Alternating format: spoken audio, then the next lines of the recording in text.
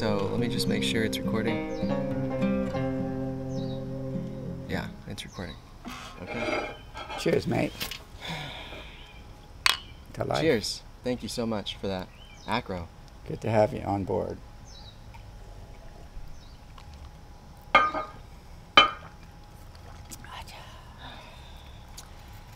I just want to thank you, Benjamin, for giving me the opportunity to talk to you today.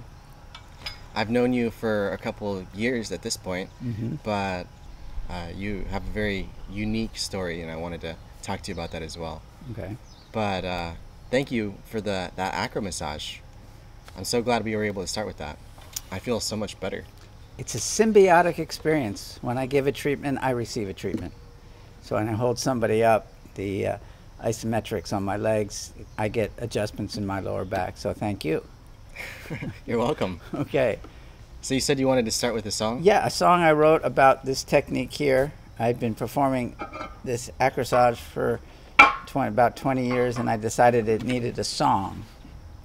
So it's called the Acro-sage Ascension Song. It goes like this.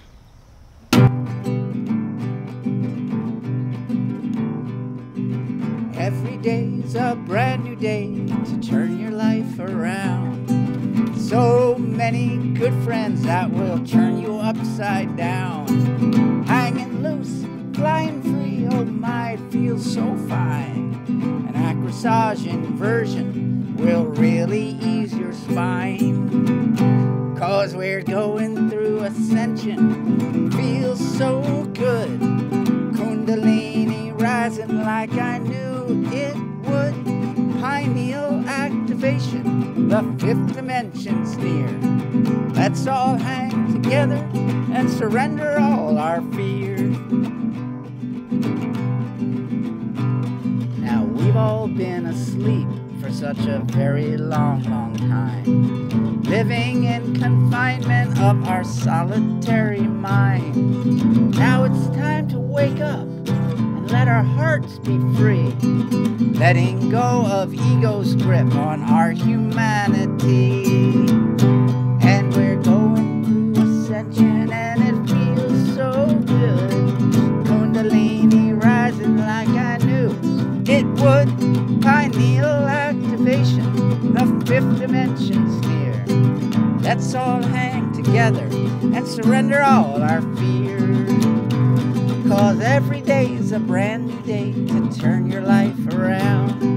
So many good friends that will turn you upside down. Hanging loose, flying free, oh my, it feels so fine. Acro-sage inversion will really ease your spine. Last time, everyone together. We're going through ascension and it feels so good. Kundalini rising like I knew it would. Pineal activation, the fifth dimension's near. Let's all hang together and surrender all our fears. And let's all hang together and surrender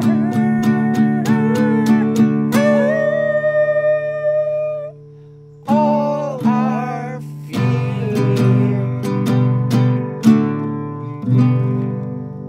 Yay. Yeah. Okay, awesome.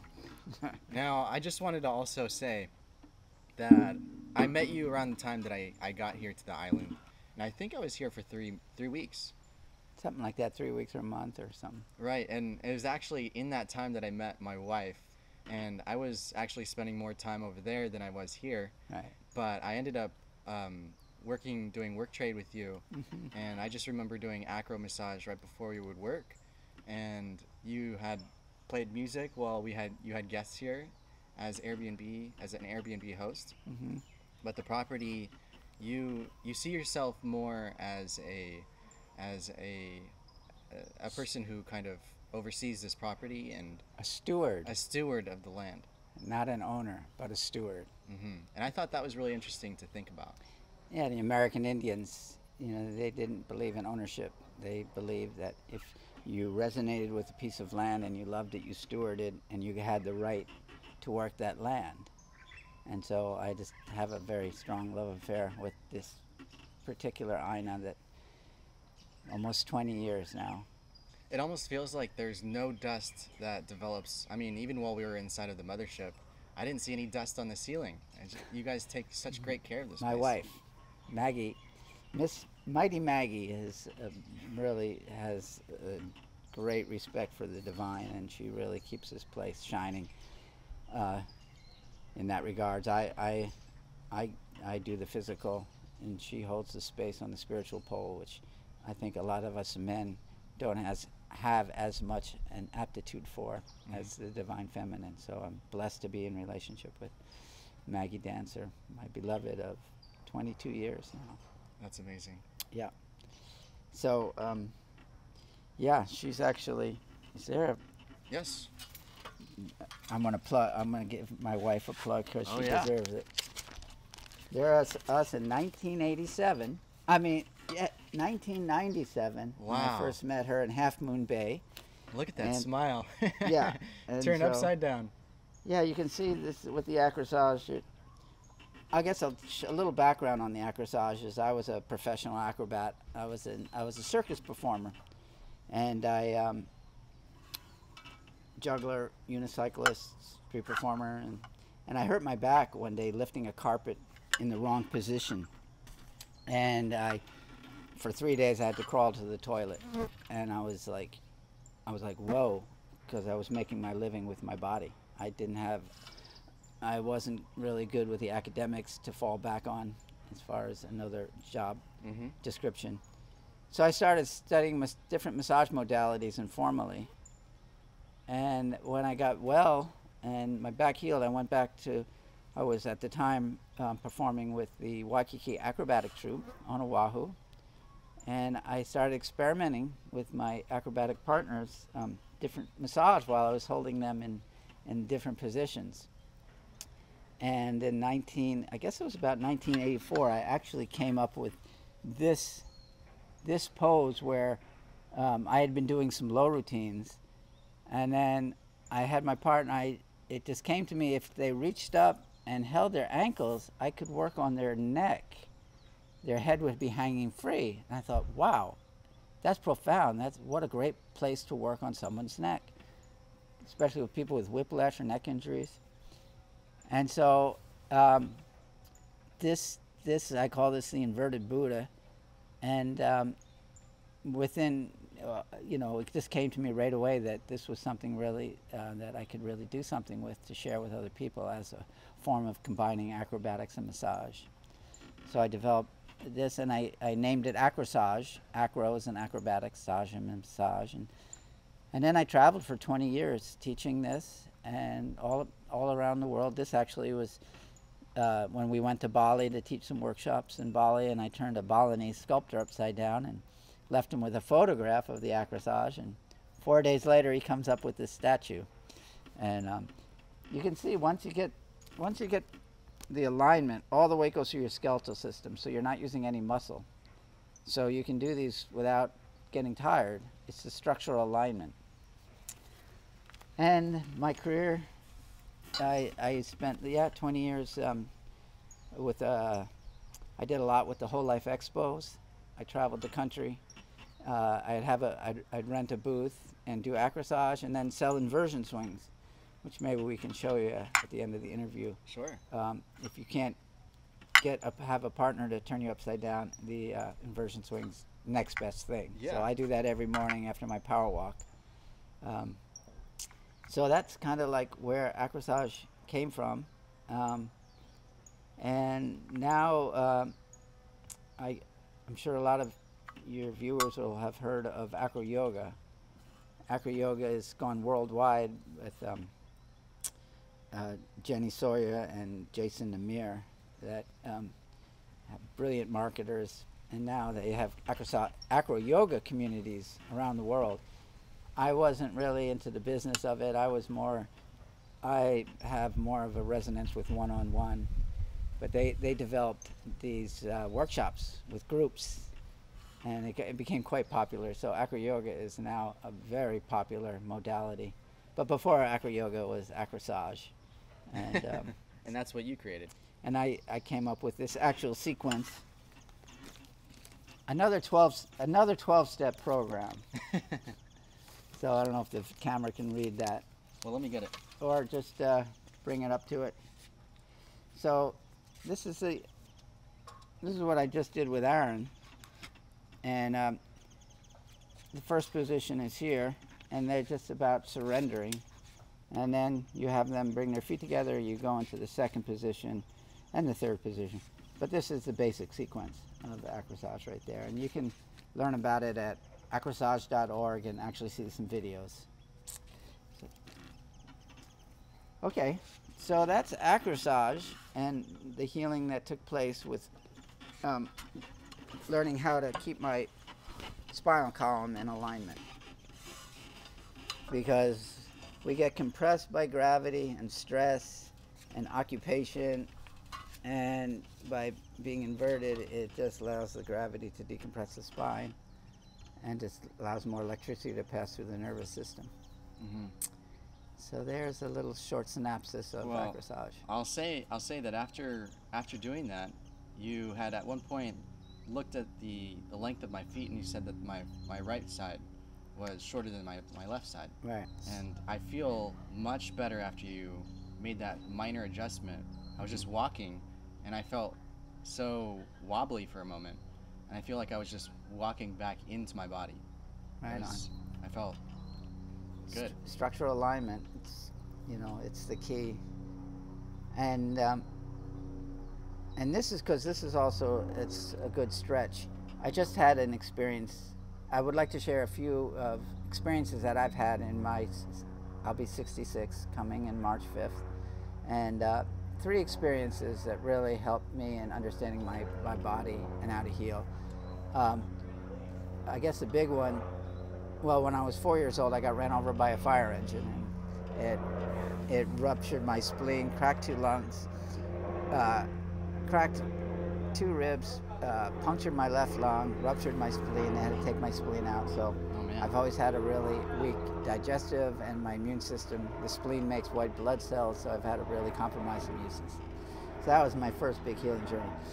And that's what got me into doing my first master cleanse at age 24. I did 6 days on the master cleanse, lemon juice, cayenne pepper, maple syrup, and I had an amazing realization after not eating for 4 days, just doing this juice and performing in Waikiki, doing my street performing, hardcore acrobatics, high hand-to-hands, juggling fire on 6-foot unicycles. I did 4 shows that night. I had so much energy. I go, how can this be? I haven't eaten anything in 4 days. So it just showed me how, by cleaning out your system, how we get energy, prana. We get energy from the air, from the sun, from the air, from walking barefoot on the earth, can feed us physiologically when we slow down our brain waves. It's, most of us stay in a beta frequency, and it's, you have beta, alpha, theta, and delta brainwave frequencies. Mm-hmm. And beta is the fastest, 11 to 13 hertz and higher is the beta. And most people are in the beta frequency, survival, the clock. And when you stay in that frequency, it kind of sets up a static block from absorbing these particles. And when you slow down your brain waves, you can actually absorb these particles physiologically. So I believe that when you find what you love to do, that your brain waves automatically slow down. So it's not always about just sitting in meditation to slow your brain waves down. It's finding what you love to do, and your brain waves slow down. When I play music, I'll play music for hours and not even think about, I won't even be hungry. I think most of our hunger comes from emotional insecurity. I've heard that too. Yeah. So we can feed on a lot more than food. So that was so then my second one was when we came to Banyan Tree, and I was working really hard to renovate this 3.5 acres. Yeah. And we'd been here about 4 years, working really hard to make this place work. And I remember I was doing the brakes on my truck, and I had thrown out my back a couple times earlier, and I said I have to get this brake job done because I need the truck. And I was doing the jack, and this time I went into seizure. My spinous erectus muscles all locked up, I believe what happened was my adrenal glands actually collapsed. Mm-hmm. And I was like this. 8 months. I went from 120 pounds down to 95 pounds. Oh, wow. And I tried, you know, I tried so many different modalities and doctors and x-rays, and nothing was. And you know, I was a gold medal acrobat. I was a gold medalist in U.S. national sports acrobatics, and so I took pride in my body, but I couldn't. I was so locked up, and every day keep trying to stretch it out, because I used to be able to touch my chest to my knees. I was really flexible, and that was just like it's getting worse and worse, and I didn't know. I was really getting scared, and then my wife said, "How about this Feldenkrais teacher in Waimea, Feldenkrais?" I said, okay, another $100 modality, that because I've been putting out the bucks trying to figure this out. But after a couple of days, I said, why not? I mean, it's either that or I'm going down. I went up to this woman in Waimea, Catherine Mitchell, Feldenkrais. I walk into her office, and I tell her my little bit of what's going on, and I said, it's been 8 months now, and every day I try and stretch it out. And she just went to me like this. She said, stop. Do not do another forward bend for a long time. Your body is asking you to arch. Go home, get in the pool, do doggy paddles, do cobras. Every morning when you wake up, do arches. Don't do a forward bend for a long time. I was fighting my body the whole time. I was like, I'll get my body back. My ego. Yeah. So that the Feldenkrais was so profound, and within days I started feeling relief. Within days I just started arching. I'd wake up in the morning and I'd start arching, probably, you know, a week, but I started getting relief. So that was the second one. The first one, going on the fast, cleansing my body, doing psyllium when I threw out my back, and then that one, and then so then I'm doing good. For the last 15 years, I power walk up the hill every morning, 6 days a week, up the steep hill, take in the morning sun. So I'm getting the oxygen, I'm getting solar, pranic, and then I run down backwards down the hill. And then I get in my inversion swing. And I've been doing this routine for, 15 years. I remember doing that with you. Right, and it kept me strong. I'm really going good. And then about 2 years ago, this is the third major healing that I want to share with your audience. I was cutting. We have in the back of the product. We had 6 Christmas berry trees that were just so much maintenance maintaining, and they were just it's a junk tree basically. And I decided I was going to take them all down. So in 3 days with my chainsaw, I took 6 I was up in the trees and I went at it, and I was like, yeah. And I was 64 years old. See what I can still do? My ego got a little. I learned a big lesson, because at the time I felt good. After the 3rd day, it was like, wow, my muscle's sore. Oh wow, I guess I should rest it. But what I did, which was really, what I did is I kept hanging. I said I'd just keep stretching out, because after I hang on the swing, I hang from the bar, all my weight, because I'm a monkey, born in the year of the monkey. And I kept on saying, I'll just stretch it out. And I tore the tendon, bicep tendon. I tore all the tendons off the bone. And the next day, my arm went dead. 2 years. And then again, I tried so many different techniques to get it back. Yeah. And it wasn't until a guy named Joe Hippensteel, actually Joe, that you just met, turned me on to this. It's a stretching protocol. So for the last 6 months. Here, I'll take this from you. Okay. For the last 6 months, what I've done, and this is specifically for bicep tendonitis. Specifically for bicep tendonitis. This is the move right here. I would do this for 2 minutes, then I'd lie on my back for a minute. Because what you do is you have locked muscle, and you want to unlock the muscle. And also I should say, is because this is my weak part of my body since I was a kid, because my brother used to beat me up a lot, and so I always had rolled shoulders, and he'd come by and I'd protect myself. And so I developed rolled shoulders. So I already, my shoulder was a weak spot. So at first I could only go this high. This was as high as I could go. And then week after week I would put more cushions on me, and I put more cushions on me until I could get up. And then finally I could get up to this, and I would do 2 minutes on, lie down, then 2 more minutes, then rest. Because what you want to do is you want to stretch the muscle, and then you want to let the blood circulate.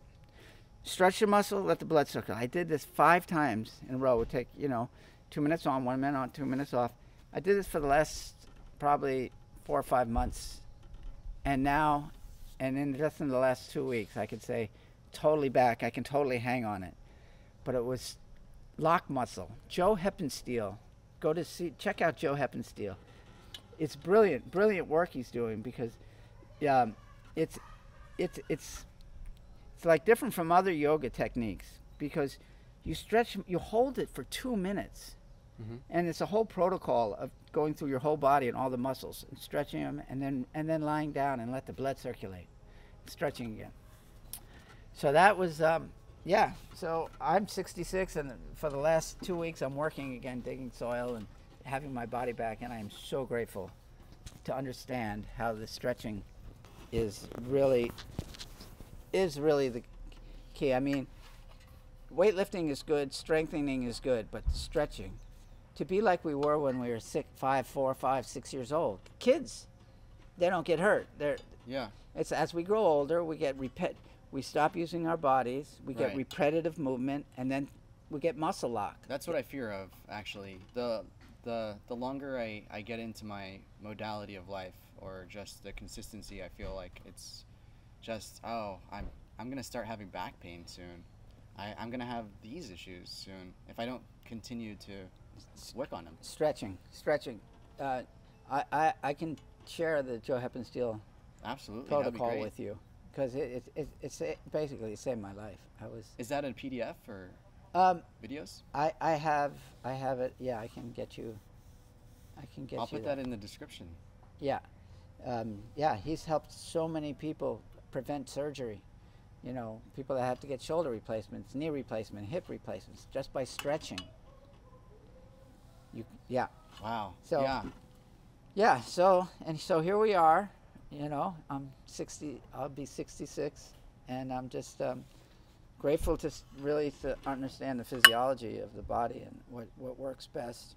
That's a blessing. So you feel like you're able to overcome most of the challenges that you've dealt with. Now I feel 25 again. Oh, that's awesome. Yeah. Yeah, you carried me like I was nothing. And you surrendered nicely. It's like people say, well, how heavy a person can you do? And it's not about how heavy a person is. It's about how much tension they hold in their body. I did a Qigong master, 220 pounds, and he floated through this. He floated through this whole sequence right here. Oh, wow. I've worked on bodybuilders, about a 130-pound bodybuilder that was so dense and so tight that he was harder to do than the Qigong master. So it's not about tension. It's not about weight. It's about how much tension you hold in your body. Right. So that's a big one for people. Because I was trying to feel that way actually in there, because there are moments where you just feel like, I need to protect myself, or there are moments where safety is like your first concern, and then that translates into just bottling things up or creating tension inside of your muscles or in your neck, and that causes the issues that you're talking about. Yeah, this is the psychology of this is probably more healing, as far as the surrendering is, to really allow your body to go, okay, this guy's not going to drop me on my head. I can totally surrender. Soft belly. Right. It's like we hold tension in our body that we don't realize we hold. So when you get in these inverted postures, you can feel little muscles.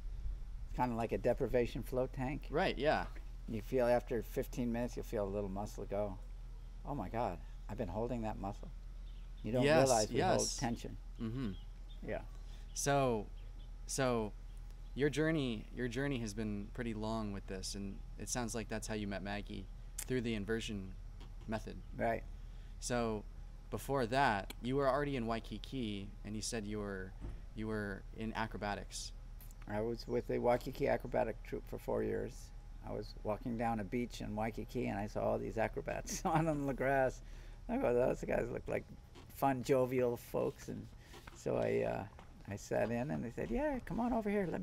Can I use your body?" "Oh, okay. Here, just relax." And so yeah, and then we trained, and I competed in 2 U.S. national, one in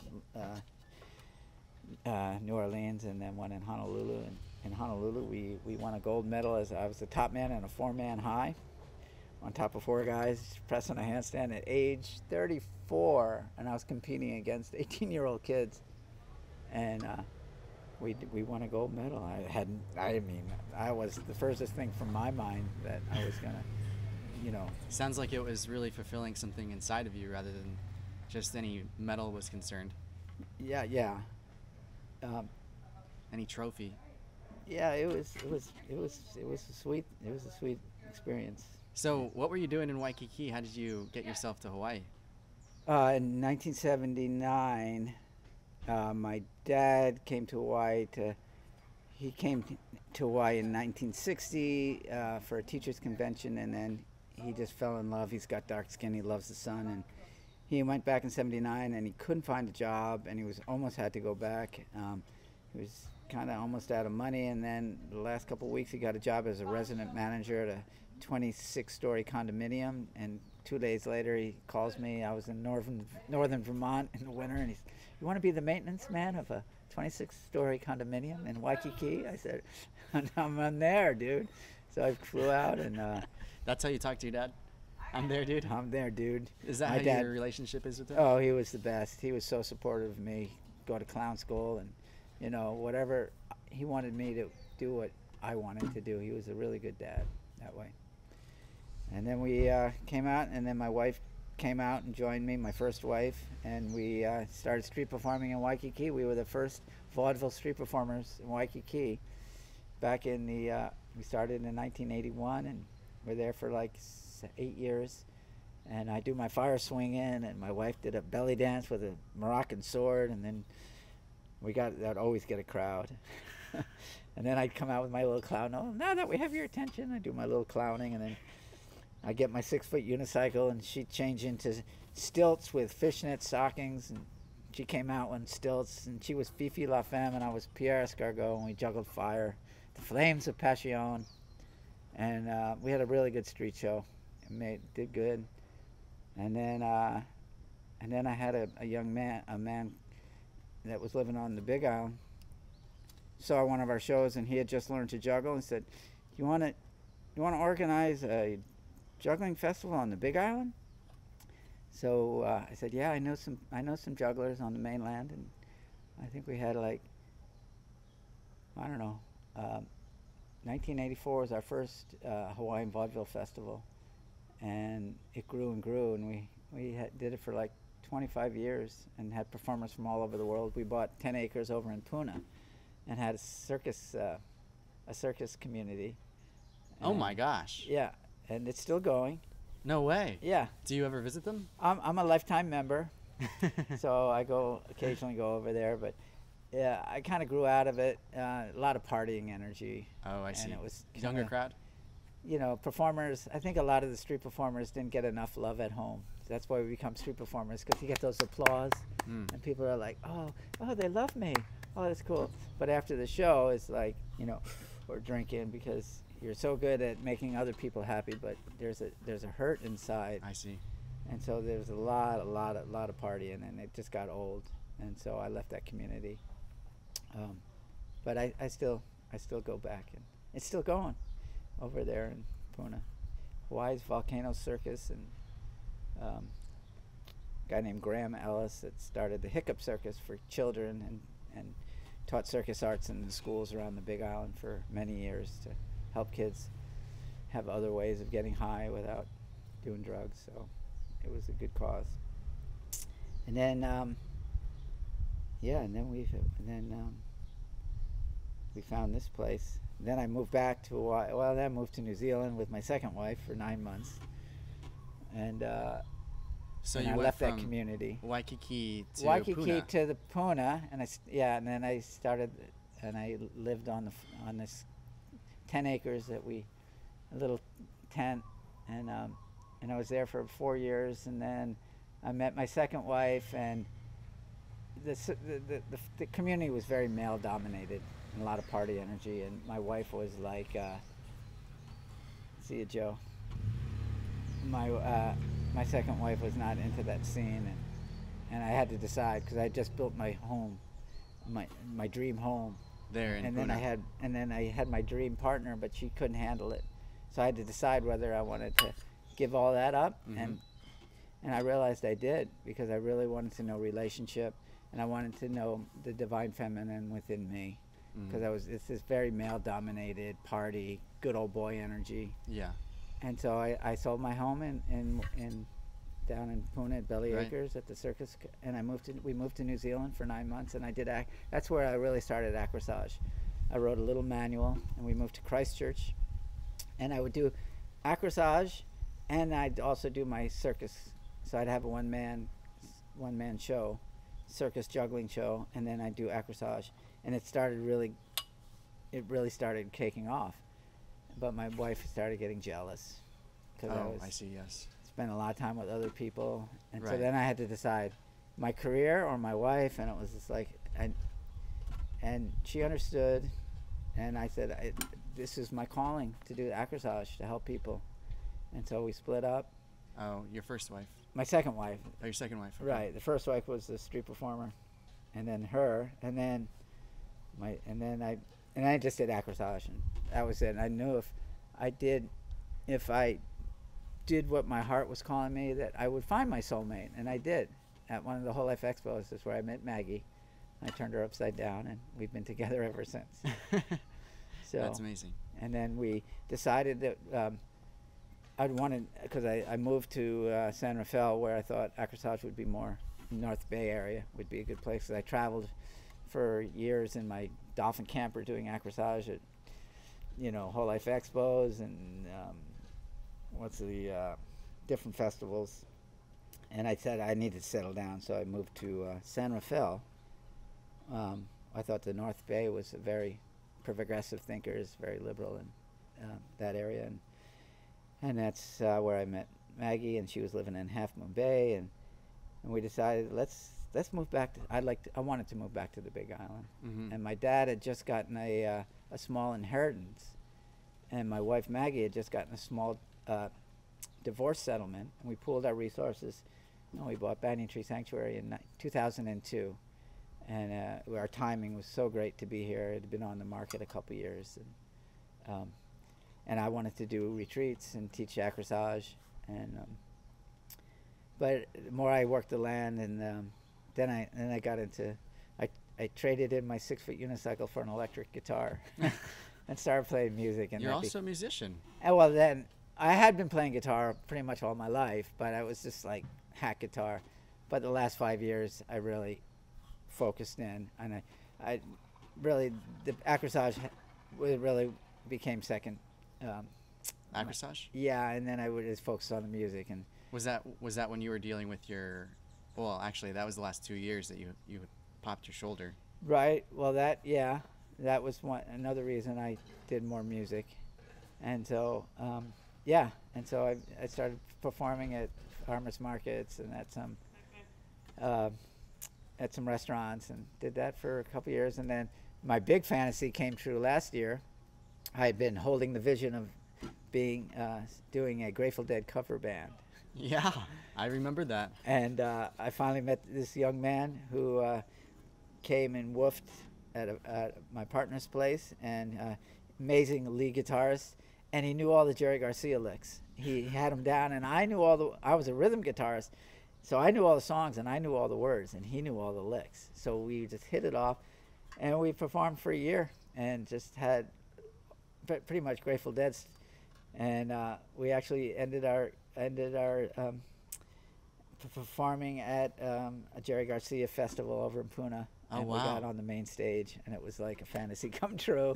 And the people loved it, and I had all these people dancing.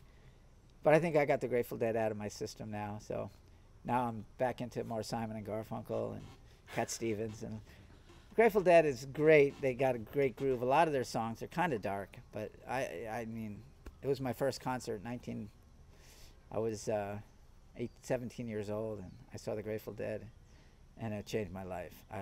It's like I didn't realize my body could move in so many directions.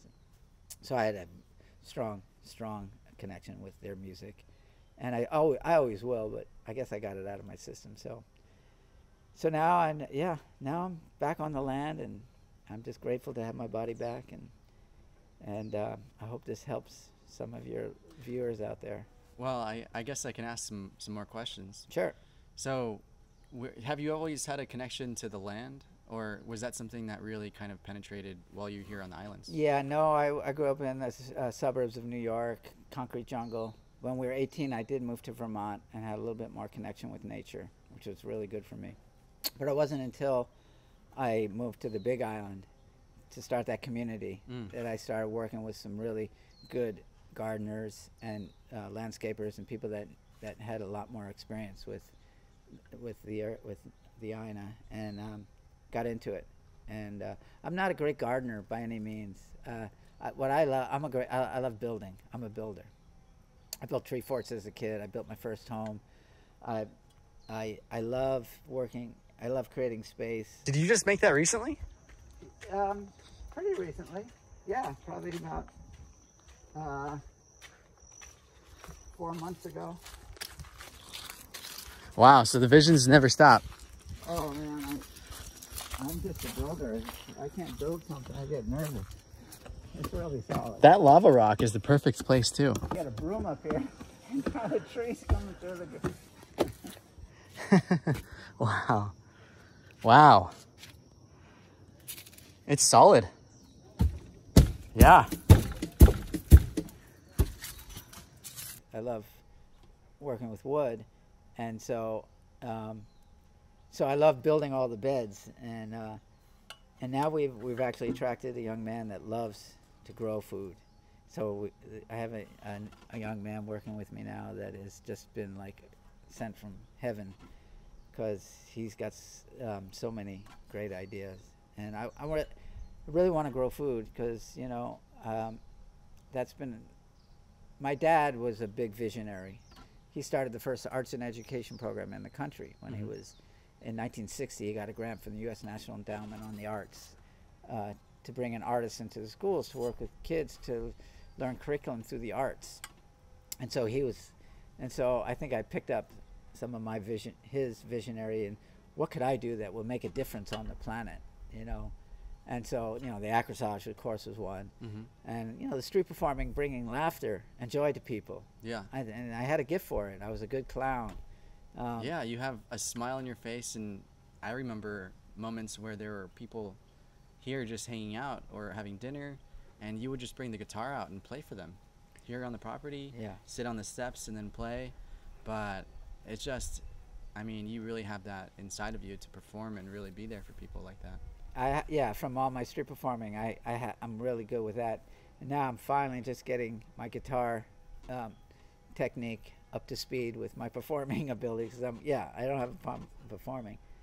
I love doing anything that will bring a smile to someone, because, and to be blessed with the Banyan Tree Sanctuary, to people to come here, and I don't even have to do anything. They can just come on, and the feeling when you come onto the land. It's like you feel better just being here, because you see how much care it's gone into it and how much love there is.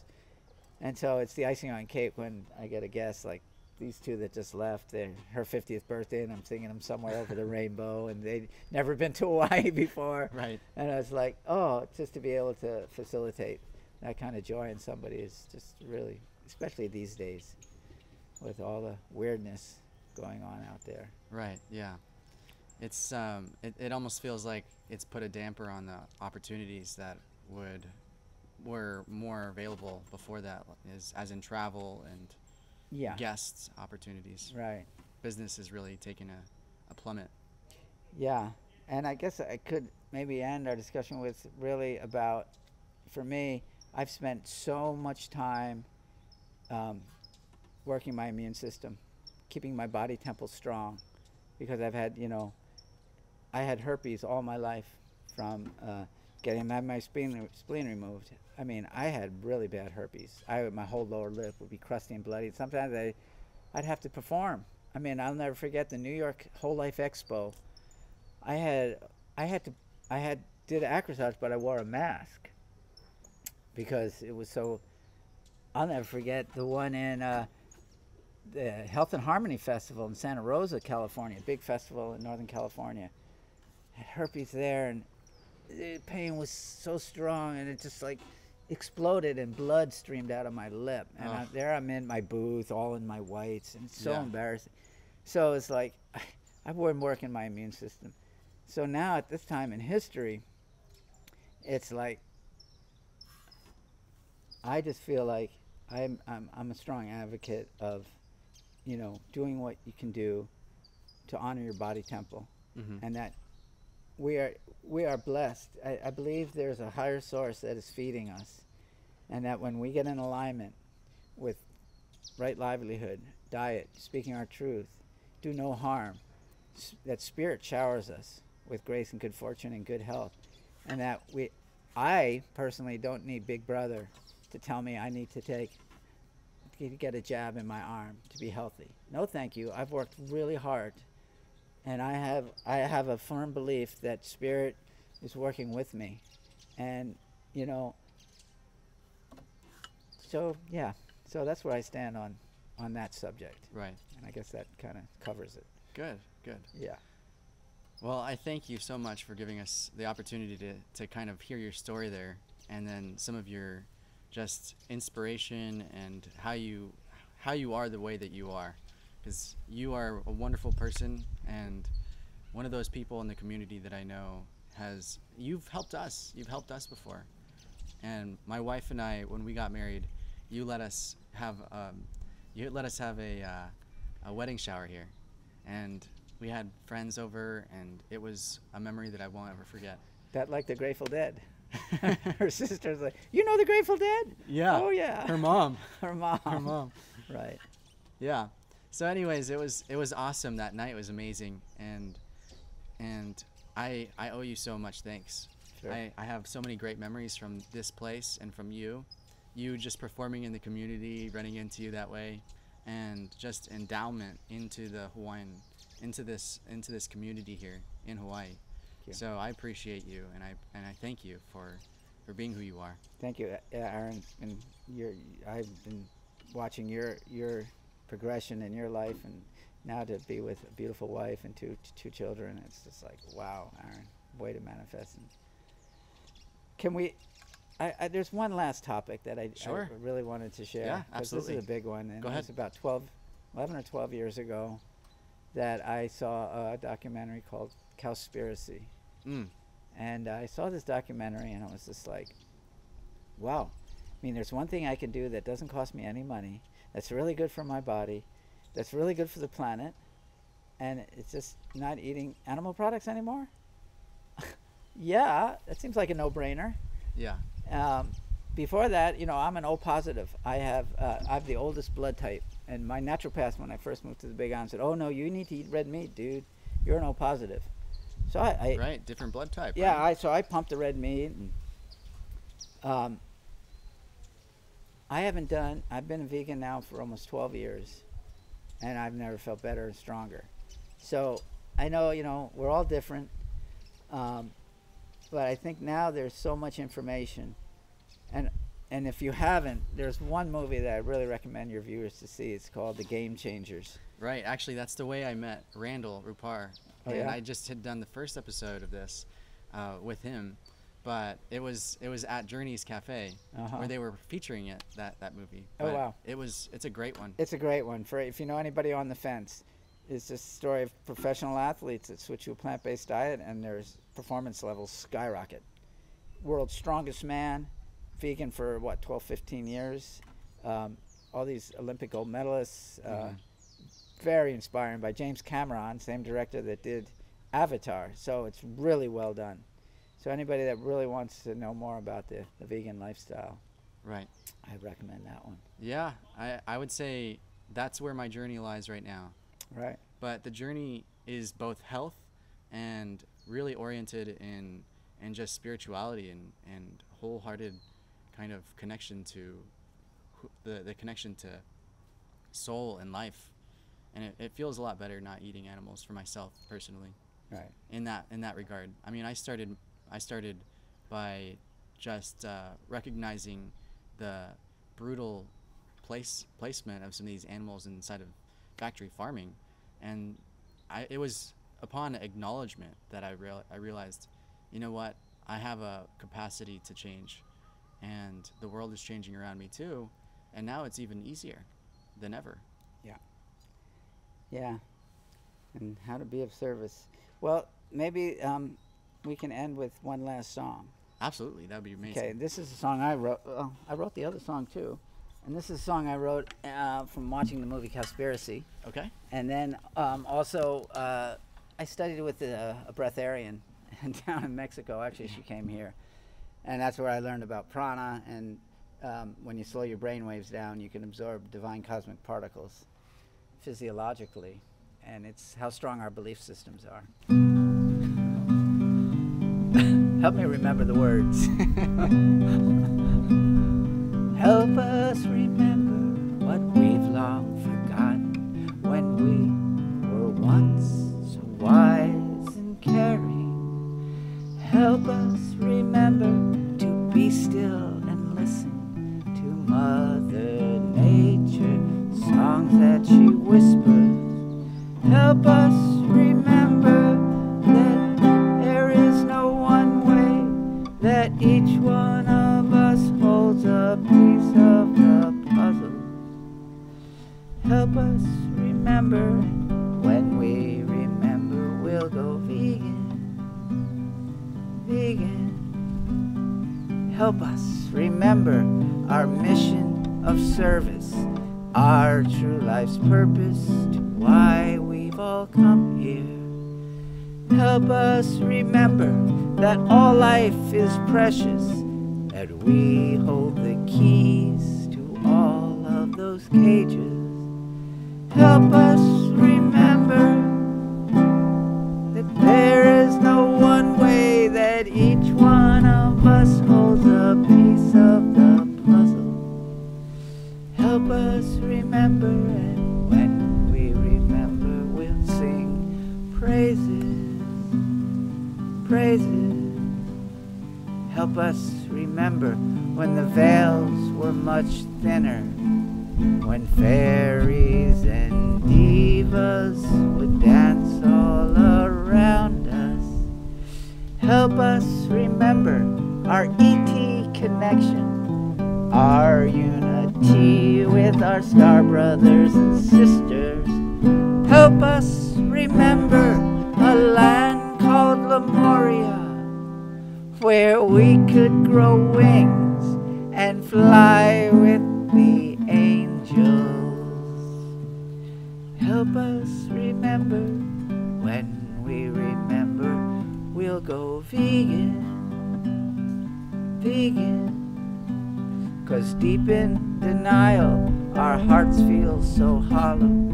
We feel so shallow, it makes us wither. It's time to remember that we have each other to hold us up and shine all our glory.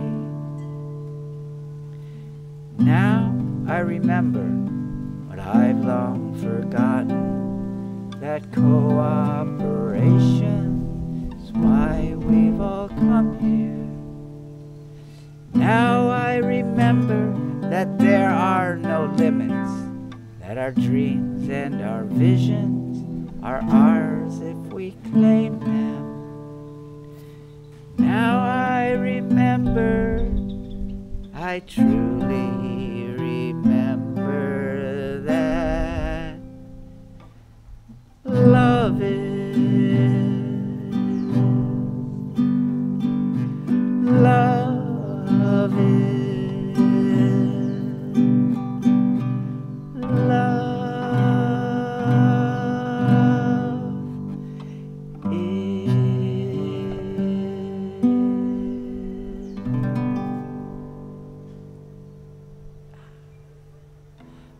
is. Blessed be, hang loose, party on, and celebrate each precious moment. Thank you, Aaron, for letting me share with whoever this goes out to. Thank you, Benjamin. Okay.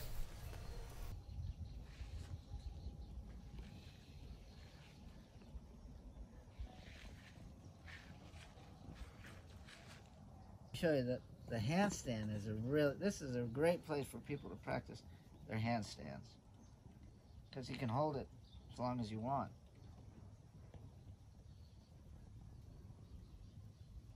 And then you can just come back into the swing. And the other great thing is you can do your core work.